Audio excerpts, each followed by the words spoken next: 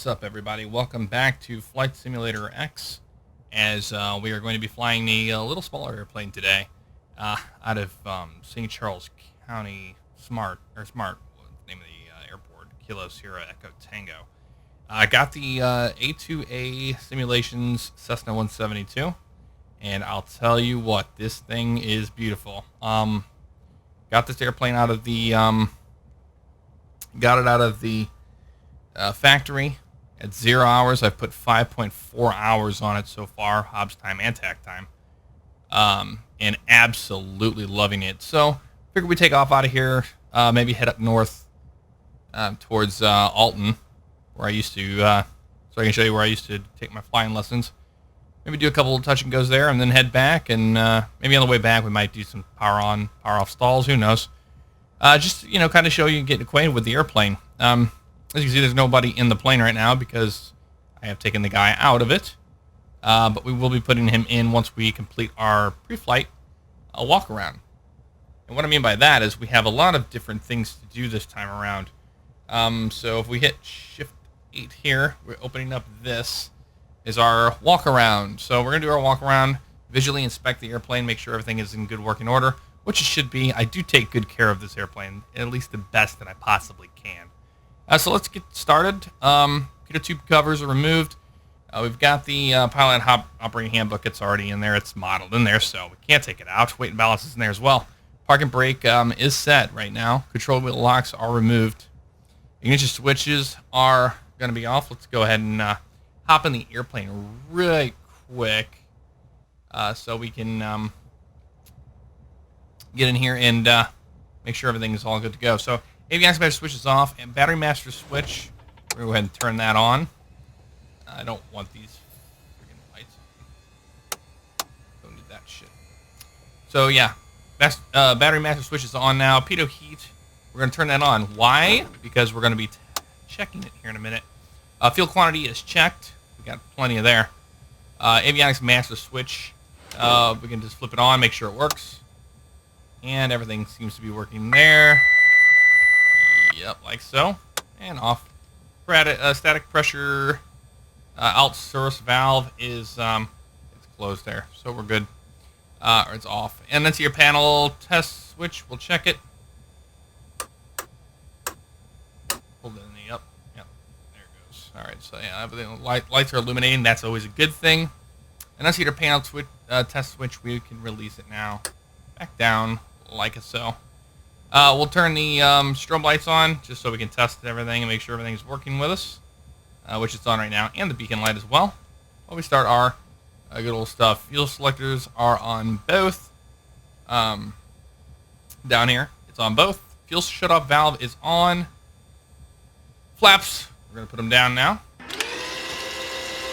there they are, coming down off the wing.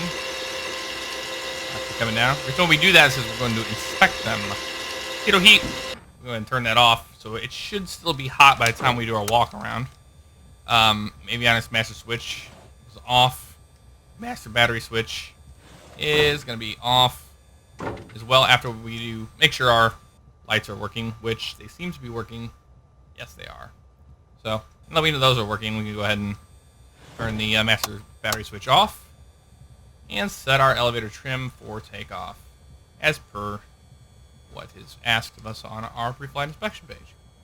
So, what do we do here, you say? Well, we don't need the left length wing here. But we'll start out, and yeah, we'll kind of go along the lines of this. The old ways we used to do it. So, let's start. Okay.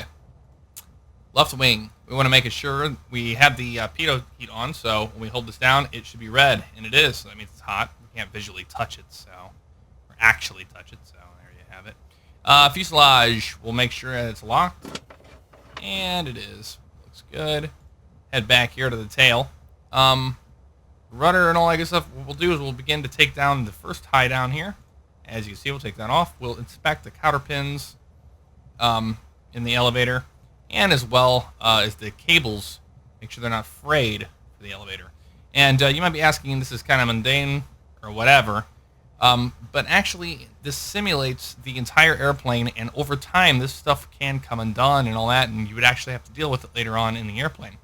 We'll hit this button and watch over here on the elevator trim tab. Wiggle it. It's good. That's all we need to know there.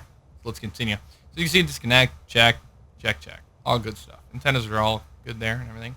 Right wing, we want to make sure the flaps are nice and firm, which they are, and we'll check the cotter pins and all that. And that under this one, I would take it and actually twist it back and forth. If it had a lot of slop in it, you'd know by pulling on it like that, it'd be a lot worse than that. Moving on to the outer edge here of the aileron, we would actually lift it up, and under here you can see this is where the cotter pin would be, as well as our entire assemblies. So we're checking those to make sure they're good to go. Wingtip lights, everything looks good there. They're not broken.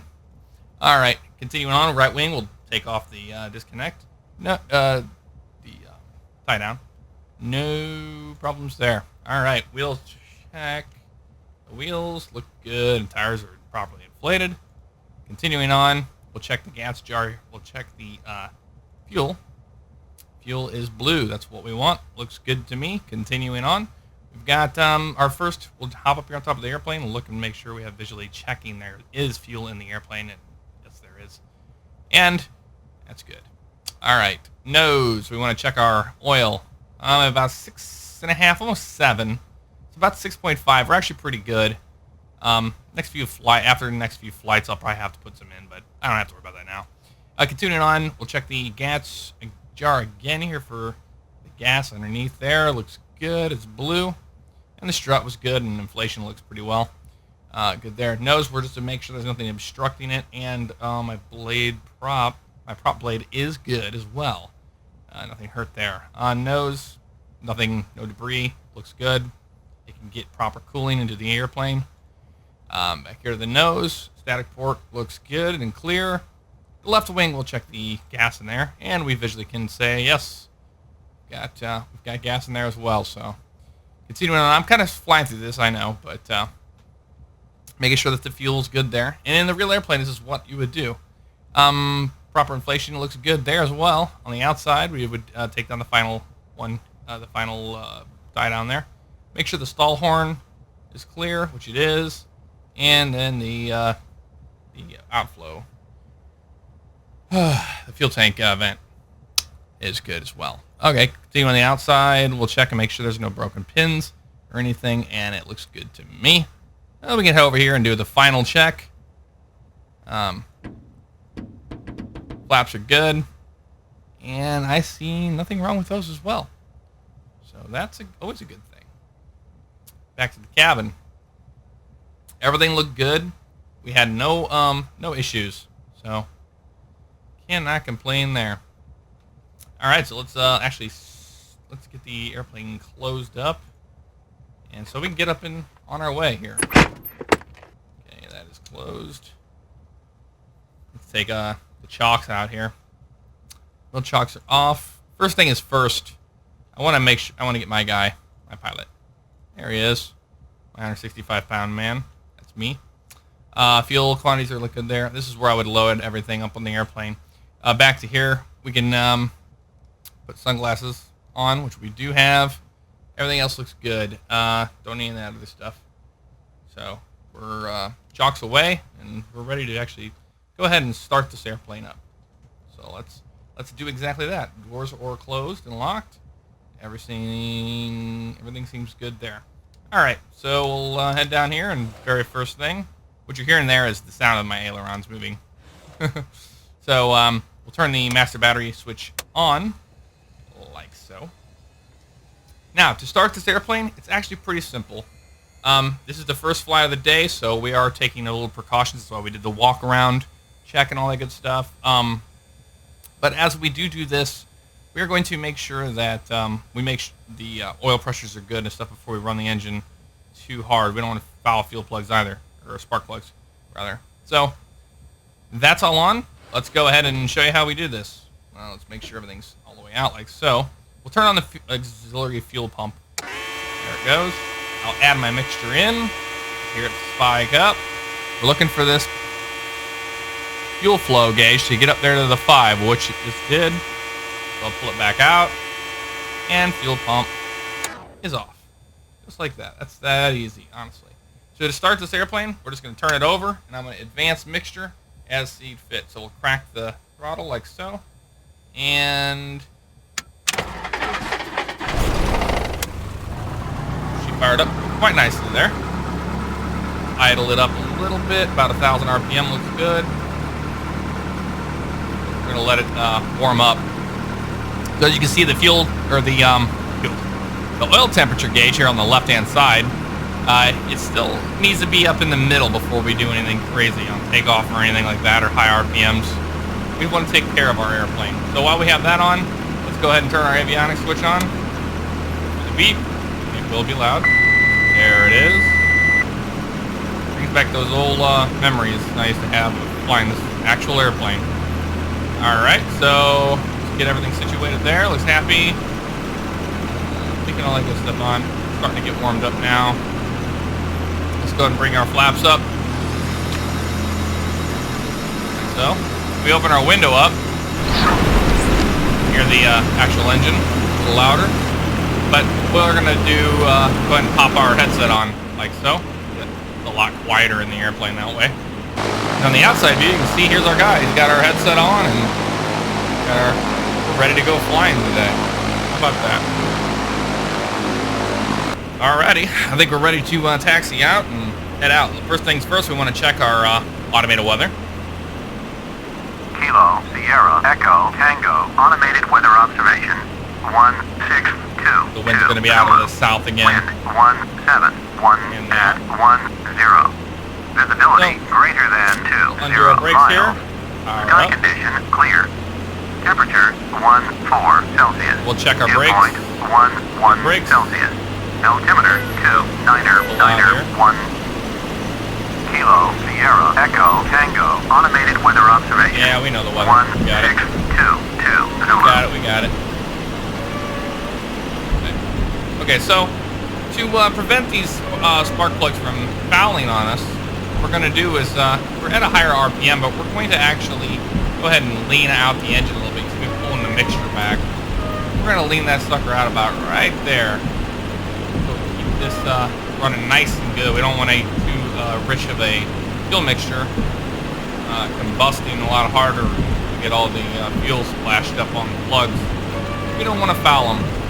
She's my baby. I just got her. She's 5.4 hours on this airframe that I have done. So if you're wondering how long I've been flying it before I've decided to record this, 5.4 hours of actual flight time.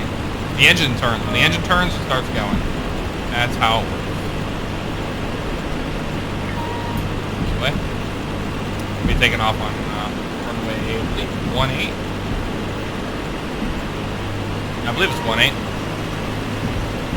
So real life, I'd be, I'd say, Park County traffic. Cessna 172R Hotel, taxi runway 18. County traffic. So like that. So any airplanes in the area would know what I'm up to and what my intentions are. Before we get to the runway, we'll do a thing called a run-up. And the run-up is just going to make sure that all the everything checks out on the engine. We're all green. You see our oil temperature has climbed up now, and we're at about 150 where we want it to be. We have good positive fuel pressure as well.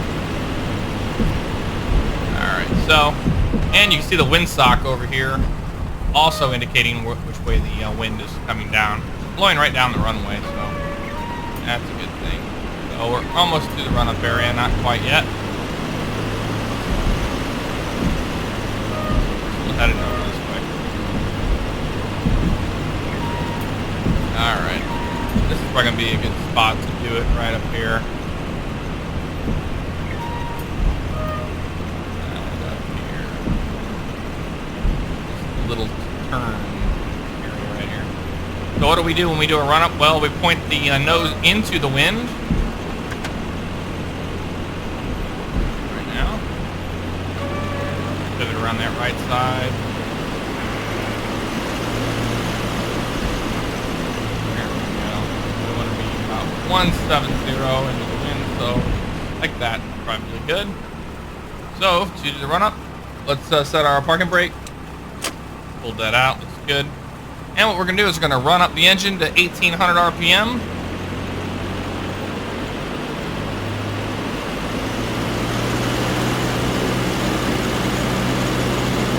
There we go, about 1800 RPM like that. Actually touched it. So what we're going to do is check the magnetos, and we should have a 50 drop on our RPM meter down here. So there's the 50 drop to the left side. We'll check the right side. There's the 50 drop. All looks good. We'll check our temperature is good. Green, green, green. Vacuum is working. Good amp meter. Fuel flow is working. DGT, all that good stuff. Everything's great. Let's go ahead and power that back. Like so. Keep it above 1,000 still. We'll go ahead and add our mixture rich. We're going to be taking off soon. Check our flight controls here. They seem to be pretty good. There's our left rudder, elevator up. Right rudder looks good. We'll test over here on the right hand side. And we should see that. Yep. Aileron is working. That's what we want. Release our brakes and record times. Alright, let's go ahead and let the fellow pilots in the area know we're taking off on runway 18. County traffic, Cessna 172R Hotel, taking off on runway 18, county traffic. Looks good. Let's go ahead and close our door here. Like so. We'll go ahead and give a landing light on as well. As a strobe light. Well, I believe that was already on though. Alright, so pretty much set for takeoff. Let's go ahead and line up on the runway.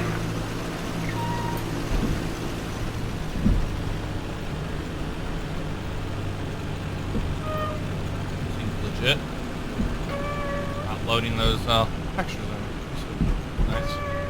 Alrighty, here we go. Power up. Be about 2200 RPM, 2100 RPM, like so. Maintain center line with our rudder. Airspeed lock. Fuel 1. Rotate. Positive brake. Nose up on that horizon. We're going to shoot for 80 knots on our climb out here. So. Oh, there we go. Push that nose over. Get 80 knots. Climbing a little steep there. So one thing about the Cessna default factory settings, wanting to put that on the takeoff line on the trim tab. In real life, I never went all the way that back. I dialed it down quite a bit just so I didn't run into this right here. See it trying to be retarded. That 80 by pulling the nose up on me constantly. We want about a 500 feet per minute climb rate like so. There we go. All right, we got 80 knots. We're just gonna kind of hold that nose up there on the horizon, maintain 80 knots on our climb out, and then we'll shoot for 90 knots here as we make our turn to the east. Start turning to the east.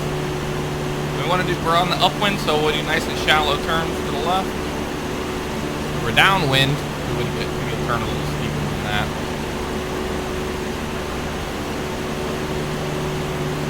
On the road. There we go. Again, getting a good climb out speed now, about a 9,500 knots. We'll follow the river up to Alton. Like so.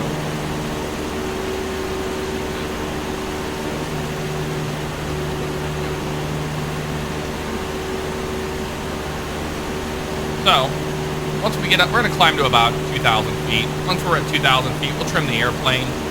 We'll get our power setting to about 2,100 RPM. And then we can we'll lean the engine out for mixture. That way, we conserve fuel, actually, by doing that. We're leaving St. Charles County behind there. It is back there. With that 2,100 RPM, we're holding 2,000 feet. We're going to actually start trimming the plane. It wants to drop on us a little bit, so let's bring the nose up. kind of feel out the airplane. Because we want to trim it for this airspeed we're at right now. That is a little much. There we go. Just like so. We're holding about 2,000 feet. Not kind of going anywhere crazy. So I'll show you how we lean out the engine. We'll start pulling the mixture back until the engine runs a little rough. So, and then dial it in just a hair, like so. Engine wasn't running very rough, but that's how you would normally do it. Again. We are flying VFR, so we would have to avoid the cloud clearances. I am flying real world weather, so that's what the difference is there. But we're not instrument rated technically in the simulator right now. So we're going to be just not flying VFR. And I forgot to say, what we need to do is, we're squawking VFR, but we need to switch this guy all the way over to ALT. If we switch it over to ALT, ALT there, that mode, it lets ATC know where we're at. And to be safe, we're going to call up St. Louis Approach, and we're going to ask for a flight following. They'll give us traffic clearance. St. Louis Approach, Cessna November 727 Ward Hotel. Type Cessna Skyhawk, 5 miles east of Kilo Sierra Echo Tango. Request flight following. We're going to dice right in between these clouds. Now we're going to be 1724, 1721, I mean, 1200 is VFR. Yeah, that's us. Yes, ma'am. Airport information Golf 16362, wind 171 at 10. I'm going to start by descent to about 1,500 feet.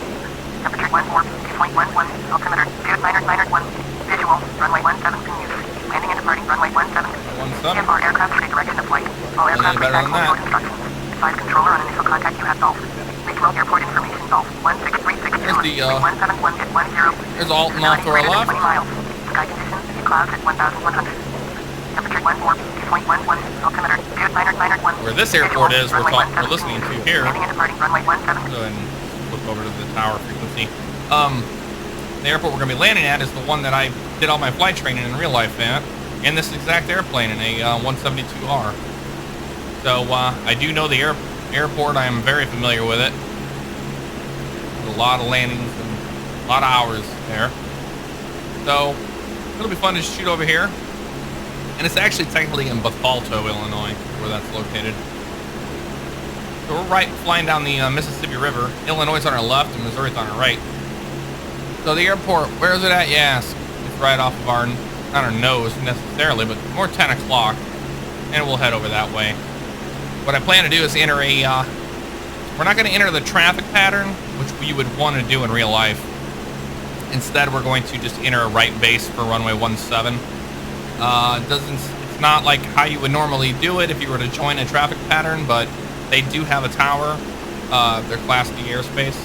They have a tower, so they would enter me in a right base. Why do I know that? Well, because I actually flew out of this actual airport, and I know how they do traffic flow there. And actually, you can see it on our GPS over here. Let's kind of zoom in a little bit. Right off our nose. But I've already got the airport in sight, so it's nothing new to me. Airport's right over here. Right at our 11 o'clock. And let's go continue down. Pull the power back a little bit more. Get a little more, about a 100 foot per minute descent right there, just like so.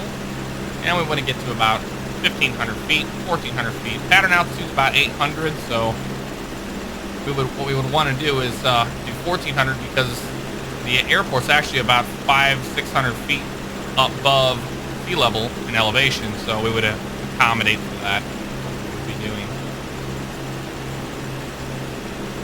Well, we're aimed right at the tower and all that good stuff, so I'm actually going to make a left turn here.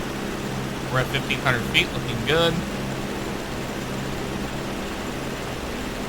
And I'm going to join the, I'd be joining the traffic pattern at a 45-degree angle, like I should be. But we're just going to shoot the base for runway 17.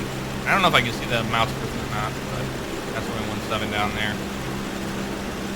At our 1 o'clock. Not the one that you see going to the right. It's the big long one. That's completely They're both very long runways. They're quite big, quite a large. About 1,400 feet for our pattern altitude, like so. Let's go ahead and talk to. We should have done that when we were 10 miles out, but we were talking. So what are we gonna do? Let's do touch and go. Regional power, Cessna November Let's make a right base for 117. miles west Point Hotel, touch and go. Cessna November 727 Fort Hotel, regional power, enter right base, runway 170. Right base 170. 1. What traffic do they want us in? Cessna 7 Fort Hotel, clear to touch and go, left traffic, runway 170. Left traffic, okay. Clear touch and go, runway We'll 170. clear for the option. Cessna Runway 7 Fort 17 Hotel. will be left traffic on the go. So we'll be on a left traffic pattern. Let's go ahead and pull our power to 1,500 RPM. And add 10-degree flap in. Once we get in the white arc, yeah. And go 10-degree flap. Sucker slowed up. 1,500 RPM. We're going to start pitching for 80 knots, like so. And go ahead and 20-degree flap. We got the runway in sight. It's right there on our right. It's actually a graveyard you're seeing right there for the runway. In real life, we would fly right over the graveyard. It's pretty funny. Let's go and start pitching for 70 knots or so here. Get a feel for the atmosphere too. 1,500 RPM. Very good. See that wind pushing us to the left based off of these buildings. We're right off our nose here. And we're going to start our turn nice and easy to the right. Go 30-degree flap, which we call final on final. So in a commercial airplane, we would say that flaps are set for landing, and landing gear is down 3 green lights. But we don't have that on this airplane, so we have to just fly it. So we're going to pitch for that airspeed, and we're going to use our power for altitude. We're a little high, so we'll pull that power out, like so. Push that nose over for that. About 65 to 70 knots is fine in this airplane. Lining up right on runway 17, right on the glide slope there. So we want to pitch, we add that power in, get that nose down.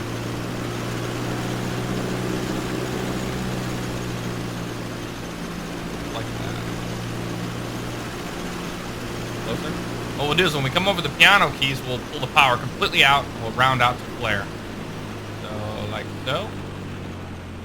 Pull the power completely, and we will round out to the flare. So let her settle in the ground effect here. We'll start pulling back a little easier, nice and easy. She's coming down now. Got that nose, bring up the nose, bring up the nose, like that. Bring the nose up. There we go. Just barely touch down on the ground, and we're left track on the go. Nail the power. Flaps coming up.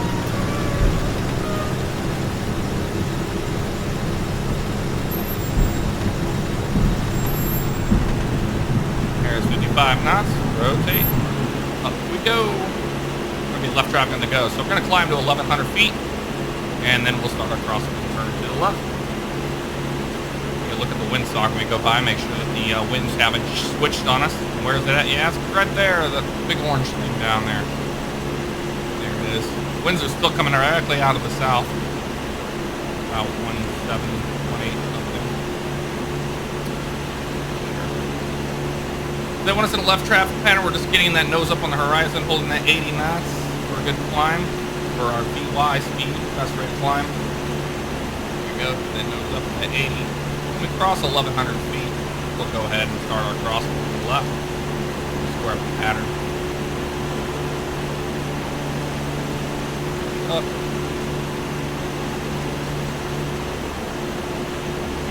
Just like so. Lost at about 1,100 feet, so we'll start a left turn. It'll be nice and shallow because we're on our upwind. We have that wind pushing on us. We wouldn't want to flip our airplane over if we got to try to turn to the left. So that's when we make our turn. Like it's so. There's the golf course we fly over all the time. We'll start square. We'll square it up just to where we can see under the wing and see the airport, like so. And then we'll start our turn again to the left. Coming up on 1,400 feet is going to be the pattern altitude. So we'll pull that back to about 1,500 RPM right now, just to slow it up. Still holding 80 knots, it's real good. We can add our power back in. We'll hold about 2,100 RPM. I'm going to use this road as a visual reference. And we can also see what the wind's doing, pushing us left or right. Trim the airplane right now for a nice smooth stable. We're losing a little bit of altitude, 1,200 feet, but that's not bad. Not really worried about that. We are in a pattern. We are flying close to the airport. You might ask why that is. Simply because if we lost an engine, we would be able to glide to the airport. That's the theory anyway. So when we come, when our wing becomes abeam the threshold of the runway like so, we will go 1,500 RPM like that, 10-degree flap, and we're going to pitch for 80 knots here. I'm going to be doing a little shorter approach. Normally you would wait 45 degrees from me to that runway. Touch and go for 74 Hotel. Touch and go, runway 17. So we'll go 20-degree flap on our base leg. We want to still hold, we want to get 80 knots. But actually, we've got 20-degree flap in, so 75 isn't bad. Even a little bit over that is actually pretty good. Right now, and we're going to be really short final here. We're going to go 30-degree flap, which you don't have to do. In windy situations, I would go less flap, but in this case, we don't have to worry about that. We're downwind, so we can actually turn the airplane a lot harder than on the upwind, like so. Remember, we're going to pitch for our airspeed, and we want to use power for altitude. As we come over here to runway 17.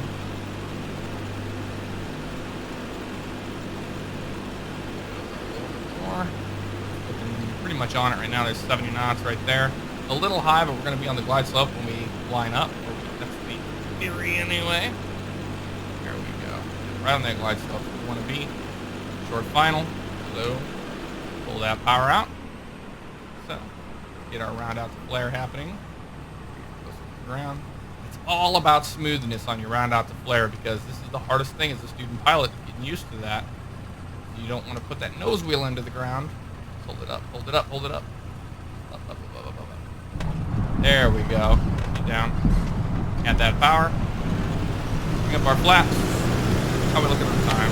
Actually, we would do this. We look at our instructor, look at the phone and be like, all right, we got time for one more, and we're going to shut her down. And that's what we're going to do is our off. And we're up again.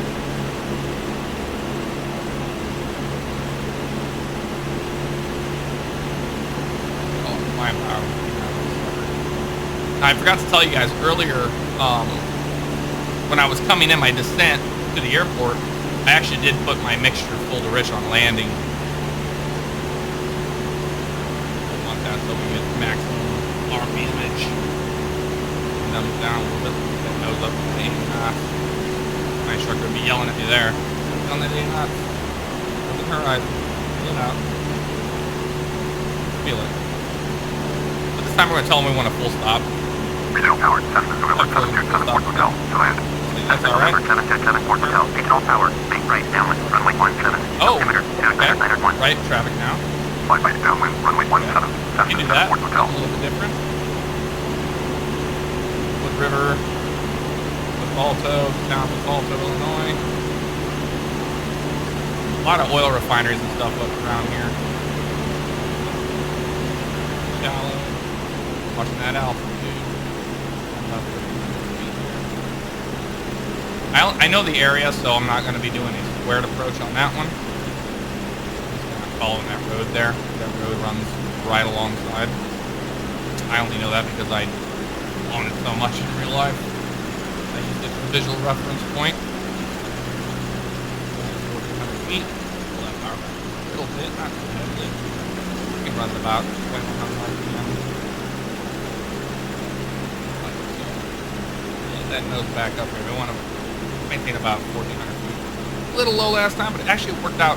That's why, since I was low, I decided to, to make the approach a lot lower, so, or a lot shorter. If I was high, I would make it a little longer. You never want to dive the, well, you do dive the Cessna, but you never want to force a landing. And Alton's going to give us clearance to land when our wings are almost beating the threshold of the runway, and that's when we would go 1,500 RPM, 10-degree flap, and we would let's go ahead, go to 1,500 RPM, 10-degree flap. We are beating the runway threshold. Going to give us clearance to land. Cessna 7 Hotel, cleared to land, runway 17. that nose down. We'll get that 80 knots. Clear to land. 17. Cessna 172R Hotel. All right. We want to get 45 degrees to the runway like so. And we'll want that 80 knots. We'll put that nose over to the right, like so. And as we come down here on our base leg, we'll throw in 20-degree flap, like so. Looking good. Still keep an eye on that runway. There it is. Square it up. We want to be good. Make our instructors proud. There's 70 degrees. Or 70 degrees. 70 knots. We'll go to final on final. And go final degree. 30-degree flap. 90 gears down. We had it. Tricycle already down here. 60 gears. Don't worry about that. A little high on this, so what we'll do is just pull that power out. Let the airplane settle. Pitch for that airspeed. We want that 70 knots, 65 knots is what we want.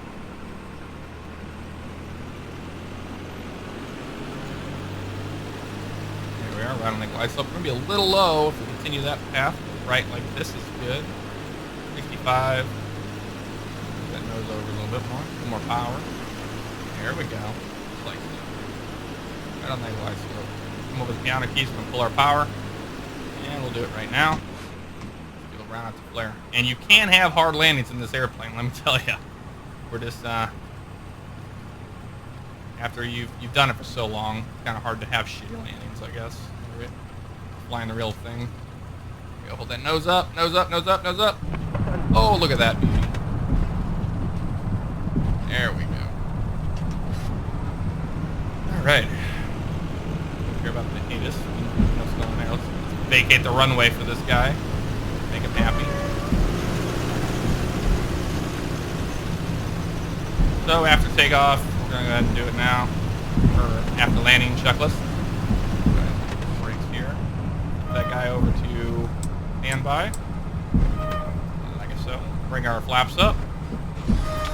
And in the real plane, we used to do it after we crossed this threshold right here. This line. And they give us a hand off the ground. Cessna 74 Hotel, contact ground on 120.2. Off the ground, thanks for your help. Cessna 74 Hotel. 120.2 for Cessna 74 Hotel. We'll go park over here by the tower, why not? Open the window up, so some airflow. Turn our strobe and landing light off. Landing light will keep strobe on. Some schools like it on. There we go.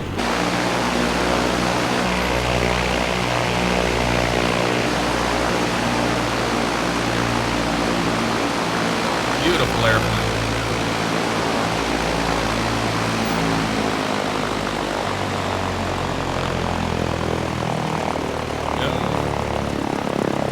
So, to shut the engine down, pretty simple. All we're going to do is pull our mixture out. This. Set our parking brake first. Parking brake set.